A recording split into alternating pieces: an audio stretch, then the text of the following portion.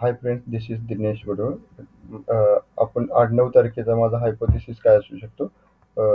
जसं की मार्केटने प्रिव्हियस जो स्विंग लो आहे, तिथे मार्केटने सपोर्ट घेतला आणि ग्रीनमध्ये व्हॉलॅटिलिटी इन्क्रीज केलेली आहे आणि ही जी ग्रीन व्हॉलॅटिलिटी इन्क्रीज झाल्यामुळे मार्केट पुलबॅक कुठपर्यंत करू शकतो?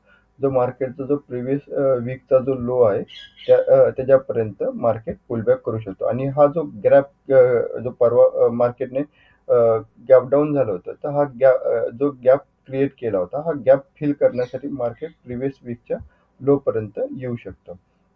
तारखेच्या हायपोथेसिसमध्ये काय असू शकतो? मार्केट हा प्रिव्हियस वीकचा जो लो आहे, तिथे रेजिस्टन्स घेऊ शकतं आणि मार्केट कालचा जो हाय आहे, तिथं नाही का सपोर्ट घेण्याचा प्रयत्न करेल.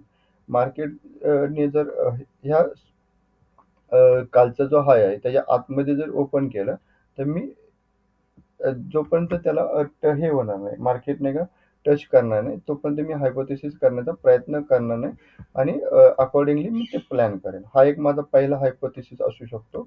दुसरा हायपोथेसिस असं असतं, मार्केट गॅप अप होऊ शकतं आणि गॅप अप होऊ झाल्यानंतर नाही का मार्केटने नाही का फॉल येऊ शकतो. फॉल आल्यानंतर जोपर्यंत मार्केट अशा प्रकारचा पॅटर्न तयार होत नाही, तोपर्यंत मी मार्केटमध्ये हायपोथेसिस करणार नाही. आणि जेव्हा हा प्लॅन बनेल, फॉल झाल्यानंतर मार्केट अशा प्रकारे इथे मी नाही का अकॉर्डिंगली प्लॅन करण्याचा प्रयत्न करेन. ही जो प्रिव्हियस डेचा म्हणजे कालचा जो हाय आहे, हा माझा सपोर्टसाठी नाही का मी प्लॅन करेन आणि हा जो प्रिव्हियस वीकचा जो लो आहे, तो माझ्यासाठी रेजिस्टन्स म्हणून वर्क करेल. अकॉर्डिंगली मी प्लॅन करेल. जसे की इथे रेजिस्टन्स म्हणून प्लॅन करेन आणि इथे सपोर्ट म्हणून प्लॅन करेल. असा माझा 9 तारखेचा हायपोथेसिस असेल ट्रेड करण्यासाठी.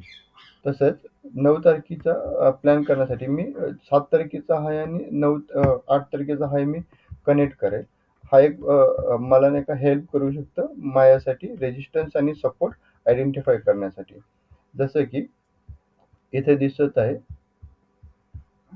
हा जो आहे माझ्यासाठी रेजिस्टन्सचं काम करेल आणि हा सपोर्टचं काम करेल. अकॉर्डिंगली मी ते रेजिस्टन्स आणि सपोर्ट आयडेंटिफाय करण्याचा प्लॅन करेल. Thanks thanks friends. Have a great day.